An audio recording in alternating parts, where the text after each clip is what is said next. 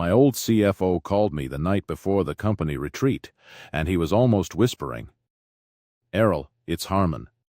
I shouldn't be making this call, and if anyone asks, I didn't." I told him to say his piece. He took a breath. "Tomorrow's shareholder vote. It's not what Grayson told you. He's selling the company.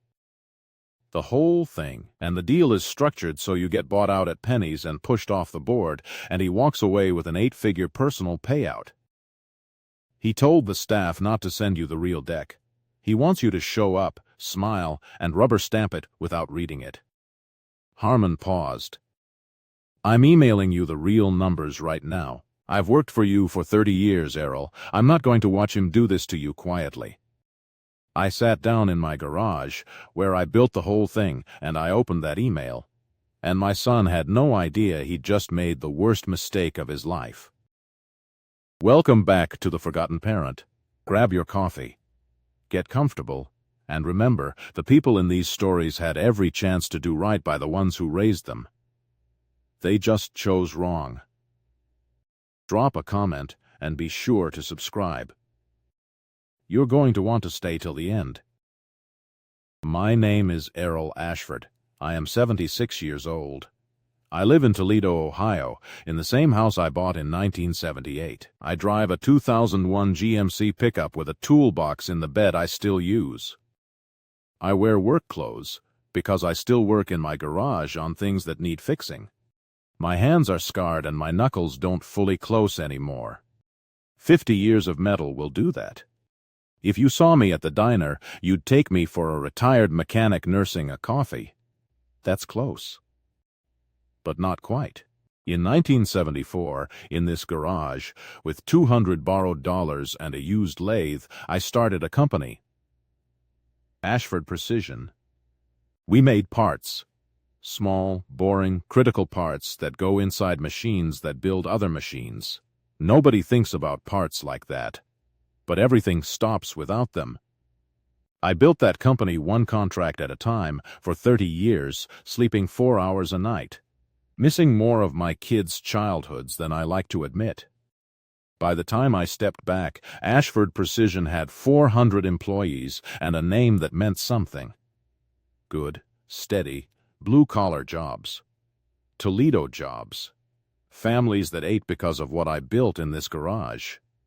I am prouder of those 400 families than of any dollar I ever made. Let me tell you about the early years, because Grayson never really knew them. The first winter I couldn't make payroll. I had 3 employees and no money. So I didn't pay myself for 4 months. We ate beans. My wife Cora took a second job at the hospital so the men who worked for me could get their checks. That's the kind of thing that builds a company.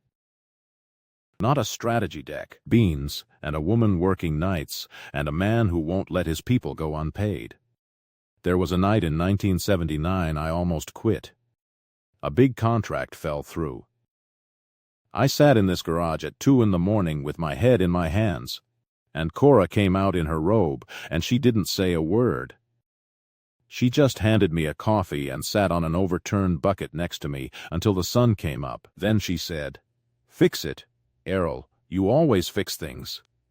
So I did. I found a new buyer by Friday. That's the company. That's what my son tried to sell in a weekend. He never sat in the garage at 2 in the morning. He never had to. Because I did it, so he wouldn't have to. And somewhere along the way, that became the very thing he was ashamed of. Cora passed 6 years ago. She never got to see what Grayson tried to do. I'm glad. It would have broken her heart worse than mine. She believed in that boy right to the end. Sometimes I think the only thing worse than being betrayed by your child is having to be grateful your spouse didn't live to see it. 15 years ago, I handed the CEO job to my son.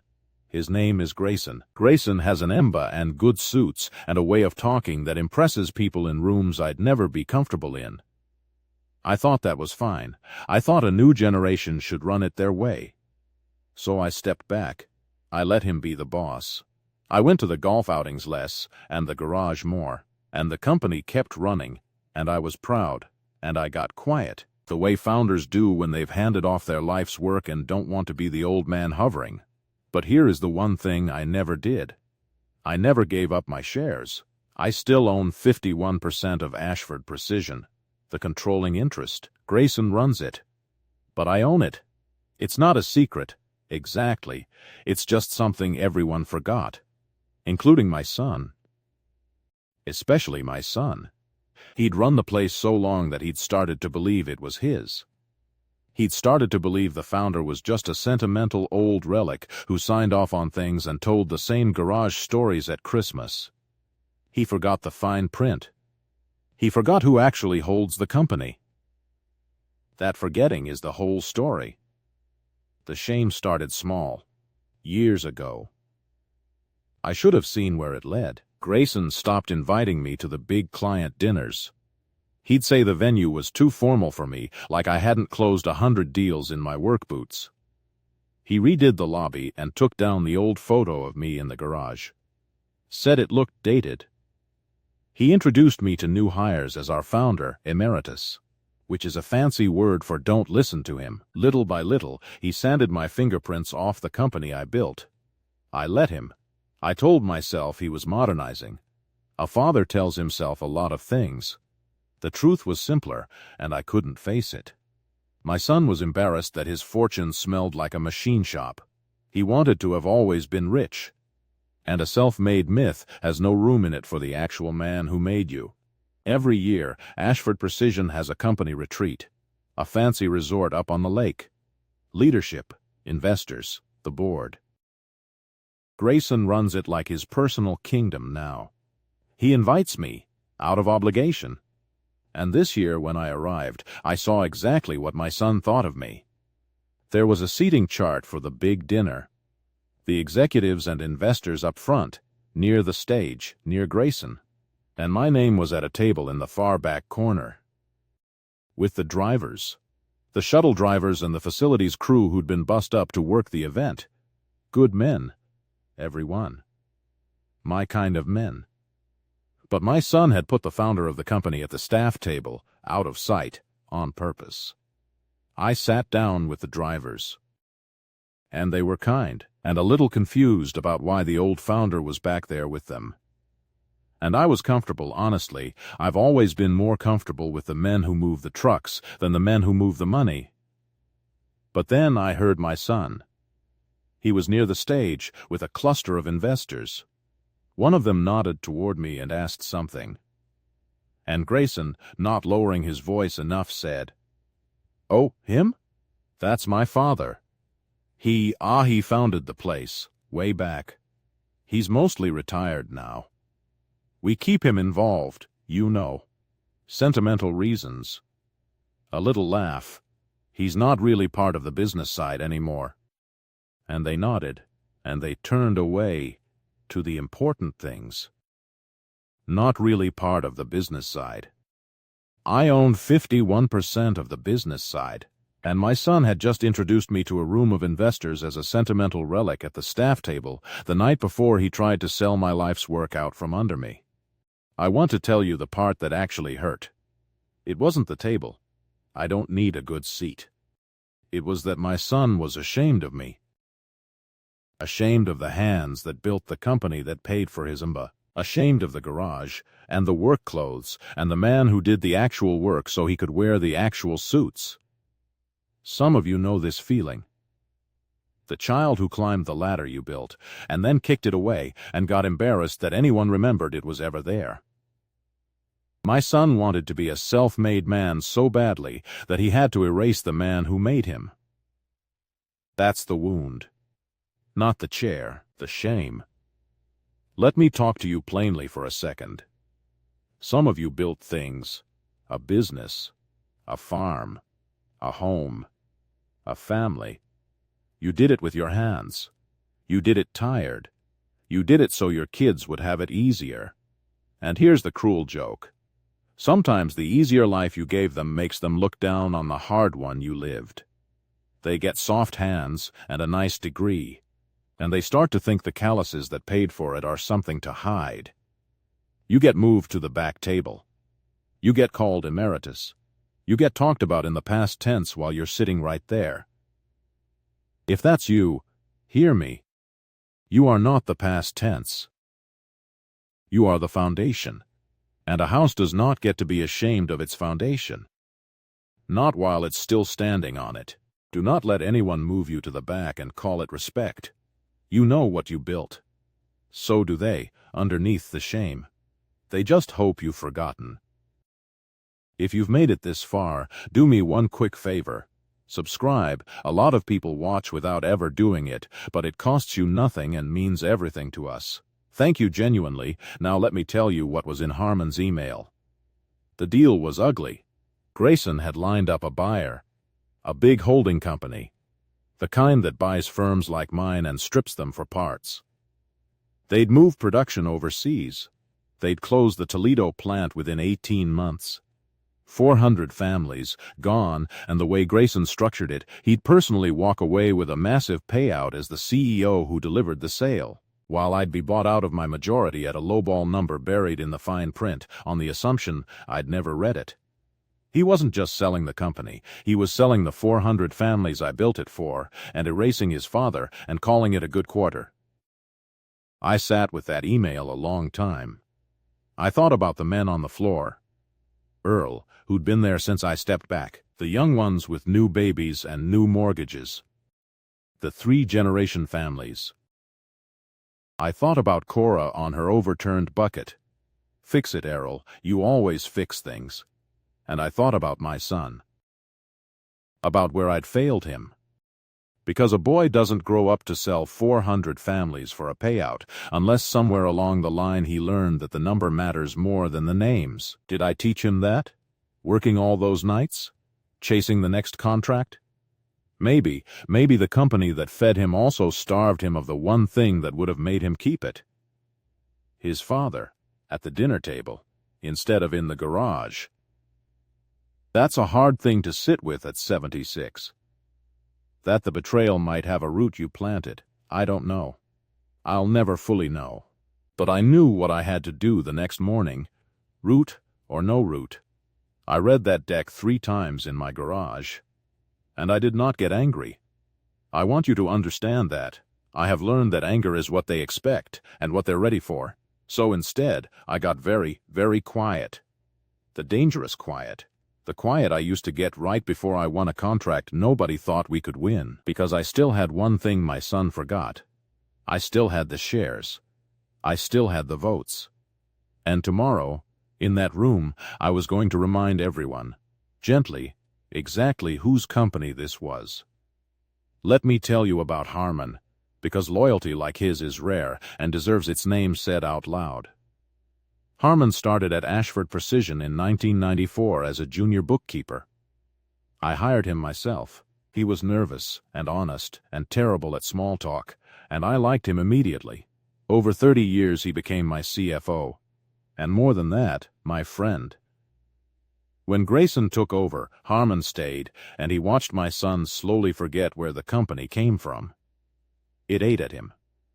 When Grayson cooked up this sale and ordered the staff to keep the real numbers from me, Harmon had a choice. His job, or his conscience. He was 63 years old with a pension on the line, and he picked up the phone and called me anyway. That's a whole man. That's worth more than any share. I told him that night that whatever happened, he'd have a job with me until the day he decided to stop. And a good one. He got quiet, and then he said, "Errol, I didn't do it for a job." I know he didn't. That's exactly why he'll always have one. I called Harmon back. That loyal man. I told him thank you, and I told him to do one thing for me. Print the real numbers. The overseas move, the plant closure, the layoffs, all of it, in plain English, on paper. Bring it to the meeting. He said, "Errol, when you stand up in there, it's going to get loud." I told him I'd built the whole thing in a quiet garage. I could handle one loud room. The next morning was the shareholder meeting. A grand conference room overlooking the lake. Grayson ran it like a showman. He put up his slides. He talked about unlocking value and strategic exits and all the words that mean somebody's about to lose their job. He presented the sale as done, as brilliant. He didn't mention the plant closing. He didn't mention the 400 families. He barely mentioned me, sitting quietly at the side, except once, with a little smile, when he said, "And of course, my father, our founder, is here to see the company he started reach this exciting new chapter." A few polite claps. He thought he was being gracious. He was being a man dancing on a grave he didn't know was empty. Then he called the vote. All in favor of approving the sale as presented. Hands went up around the table, confident hands, and I raised my hand too, but not to vote yes. I stood up. Slowly, 76 years old, in a plain jacket, with my scarred hands flat on the table. And I said, before anyone votes, I'd like to exercise my shares. All 51% of them. The room went still. Grayson's smile froze. "Dad," he said, with a little laugh, "we don't need to make this complicated. Why don't you sit down?" And I looked at my son, and I said, quietly, "Grayson, do you know what 51% means?" Silence. "It means I don't vote in this room. I decide in this room. It means the sale doesn't happen unless I say it happens. And I've read the real deck. Not the one you sent me. The one that closes the Toledo plant and puts 400 families on the street so you can buy a bigger house." I turned to the board. I vote no. And as controlling shareholder, that ends it. There is no sale. Nobody moved. One investor slowly put his raised hand back down. Then another. The vote was dying in the air. A lawyer at the end of the table started flipping fast through a document, checking something. He found it. The cap table. The ownership. He looked up. He looked at me. And he gave a small nod to the room. It was true. The old man held the majority. It had been true the whole time. They just never checked. Grayson had run this company so long that everyone in that room had accepted his story. That it was his. Including the buyers. Including the board. Including Grayson. And in about 10 seconds, a single sentence unwound 15 years of that story. There is no sale. 3 words. From the quiet man they'd sat with the drivers. You could have heard a pin drop on that lakeside carpet. Grayson's face drained of every ounce of color. The investors were looking at him now, not me. Because in one sentence, the sentimental old relic at the staff table had become the only person in the room who mattered. And my son, who'd spent 15 years believing the company was his, understood in real time that he had never owned it at all. He'd been running a company his father let him run. And he'd just tried to sell it out from under the man who still held the keys. He tried to recover. "Dad, you don't understand the market, the strategics here. This is a once-in-a-generation." I held up my scarred hand. And I said the thing I'd driven up to that lake to say. "Son, I built this company with these hands, in a garage, over 30 years, so that 400 families in this town could count on a paycheck. You tried to sell it with a pen, in a weekend, so you could count a bigger one. That's the difference between us. It always was. I make things. You sell them. And you were about to sell the one thing that was never yours to sell. Now I want to tell you what I did next, because it matters, and because you might expect worse. I did not have him hauled out. I did not humiliate him further in front of the room. What he tried to do was not a crime. It was a betrayal, and greed, and shame, and those answer to a different court than the police. So I did 2 things. I killed the sale, permanently, and I removed Grayson as CEO of Ashford Precision, effective that morning, not out of spite, out of necessity. A man who would sell 400 families for a payout cannot be trusted to lead them. That's not revenge. That's just responsibility.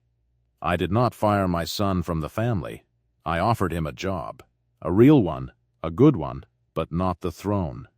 I told him he could stay on, run the sales division he was actually good at, and earn his way back to trust if he wanted it. some measure of mercy. He didn't take it. His pride couldn't survive it. He left the company and mostly left my life, and last I heard he's consulting somewhere, selling other men's companies. That's his road to walk.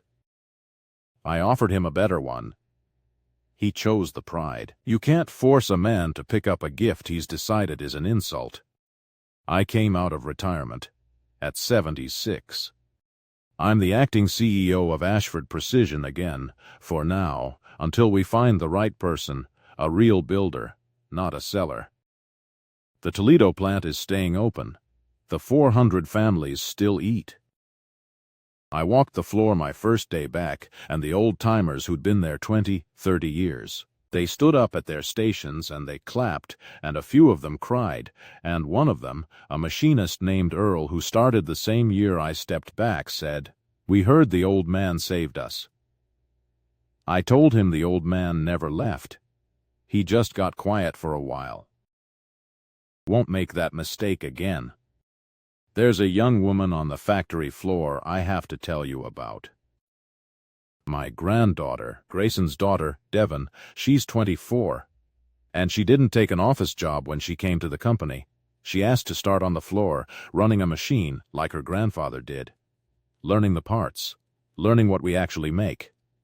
When I removed her father, I worried what it would do to her. But she came to my garage that weekend, and she said, "Grandpa, I love my dad." But you were right. He forgot what the company is for. I don't want to forget. She's going to run Ashford Precision one day. Not because of her name. Because she's the only one in the family who wanted to learn it from the floor up. She's the proof it was all worth it. I taught her to run the old lathe myself. The used one. The first machine I ever bought, back in 1974, with the 200 borrowed dollars. I still keep it. It still works. She wasn't very good at first. Her hands were soft, office hands, but she kept at it. She got a callus, her first one, and she showed it to me like it was a diamond. I nearly wept. A callus. The thing her father spent his whole life hiding, my granddaughter wore like a medal. That's when I knew the company was safe, not because of the shares, or the vote, or the plant staying open.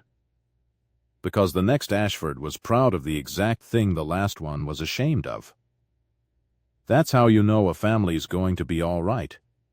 When the young ones are proud of the callus, when they ask to learn the old machine, when they'd rather have the hard true thing than the soft false one. Devon chose the callus. Grayson chose the payout. Same blood, different hearts. You raise them the best you can and then they choose. That's the whole terrifying gift of it. The plant threw a lunch for me a few weeks after. Nothing fancy. Sheet cake in the break room. The kind with too much frosting. Earl gave a little speech and got choked up and pretended it was allergies. A young woman from the office floor said her dad and her grandfather both worked at Ashford, and now her 3 generations, and that they'd have lost the house if the plant closed. She hugged me. I'm not a hugging man. I made an exception. 400 families. I keep saying that number because it's the whole point. To Grayson it was a line on a spreadsheet. To me it's Earl, and the 3-generation girl, and Harmon, and every person who ever clocked in trusting that the man at the top wouldn't sell them for a bigger boat. I made a promise to those people 40 years ago without ever saying it out loud. The promise was, I've got you. I almost let my own son break it for me. I won't again. Not while I'm breathing. I still work in the garage most evenings. I still drive the GMC. My hands still don't fully close. But every part that leaves that Toledo plant has my name on it, and my father's before me, and someday my granddaughter's after. That's not a thing you sell in a weekend. That's a thing you protect with everything you've got, even at 76, even from your own son. Here's what I want to leave you with. Be careful who you decide is finished. The quiet founder at the staff table. The old man with the scarred hands. The one you've moved to the back because he embarrasses your new suit. He built the ladder you're standing on. And sometimes, when you kick it away, you find out he never let go of the top rung. My son thought he'd inherited a kingdom. He forgot there was still a king. Don't ever forget who's holding the majority. In a company, in a family, in a life. It's almost never the loudest person in the room.